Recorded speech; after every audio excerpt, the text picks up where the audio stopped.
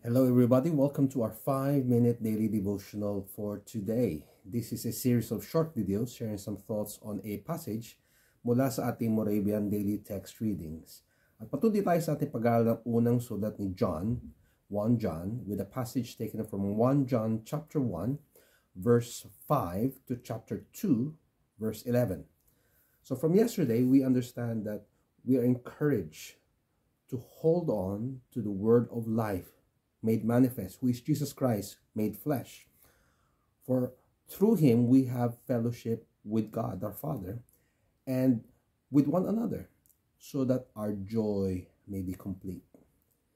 Today we look at verse 5 and it reads, "This is the message." Okay? Pag may mga ganalina, John has mentioned this a couple of times, I believe. This is the message.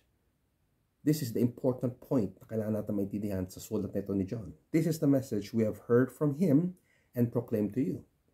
This is not something na gawa-gawa ni John. Ito yung narinig niya mismo mula sa Diyos. What is the message?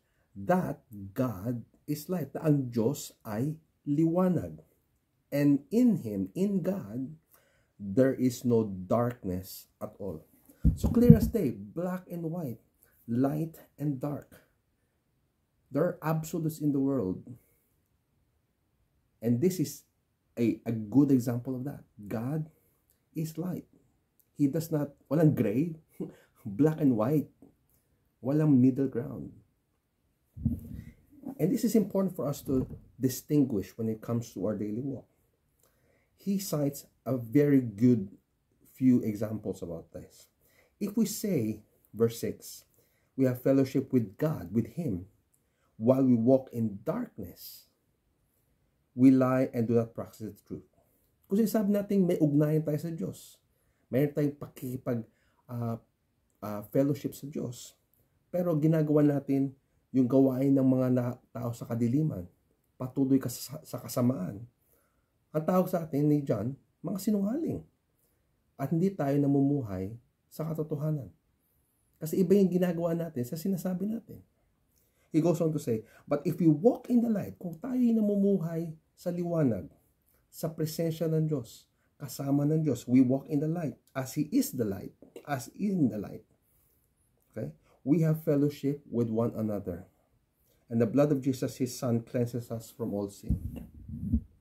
Sabi ni John, kung tayo'y namumuhay sa liwanag, sa presensya ng Diyos, kasama ng Diyos, katuwang ng Diyos, kapartner ng Diyos, fellowship with God, then we have fellowship with one another. Hindi tayo yung lone ranger. Hindi tayo nagsusolo lang. Ay, ako lang at saka sa Diyos. It's between me and my God. Pero wala kang ugnayan sa ibang tao. That is not real fellowship. Fellowship with God includes fellowship with fellow believers. Ang ating ugnayan sa Diyos ay nakikita sa ating ugnayan sa bawat isang bilang mga mananampalataya. Isang patunay pa ng ating mamumuhay sa liwanag ay tayo'y nililinis sa ating kasalanan. Hindi tayo nagpapatuloy sa kasalanan. Jesus, the Son of God, cleanses us from our sin. If we have fellowship with God, He is the light. He is the one who cleanses us from our sins. Then He cleanses us. Nililinis tayo ng Diyos. Hindi tayo nagpapatuloy sa ating kasamaan, sa ating kasalanan. Now, verse 8, if we say we have no sin, he goes on to say, kasi sabi, ay, wala namang kasalanan eh. We deceive ourselves. Niloloko lang natin ang sarili natin. And the truth is not in us. Again, important to understand what the truth is. We are sinners and we need God to cleanse us of our sins. If we confess, now, he goes on to say in verse 9, but if we confess our sins, kung tayo aaminin natin ating pagkakasala, siya ay tapat at matuwid. He is faithful and just to forgive us our sin. Kailangan lang, humingi tayo ng tawad. Don't even overthink it. Kung meron tayong alam na ginawa na masama, meron tayong ginawa na hindi dapat natin gawin, meron mga bagay tayo na dapat gawin, hindi natin gawa. Both of situation, kasalanan. We need to confess that before God. And He will forgive us and cleanse us from all unrighteousness. If we have not sinned, we make Him a liar, and His word is not in us. Now, what is the confidence that we have na tayo papatawarin ng Diyos? In chapter 2, we read that He is our advocate. In verse 2 of chapter 2, He is the propitiation for our sins. Siya yung kabayaran sa ating kasalanan. And not for ours only, but also for the sins of the whole world. And by this we know that we have come to know Him if we keep His commandments. Kung tayo pinatawan ni Kristo, okay, which He will do kung tayo lalapit sa Kanya at humingi ng tawad, tayo ay magpapatuloy na lalakad kasama niya. What's the evidence of that? That we are walking with God, we are fellowship with God.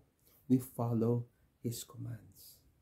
If we will deny our sin, we are liars. If we do not do the word of God and follow Him, verse 6 says, we are liars.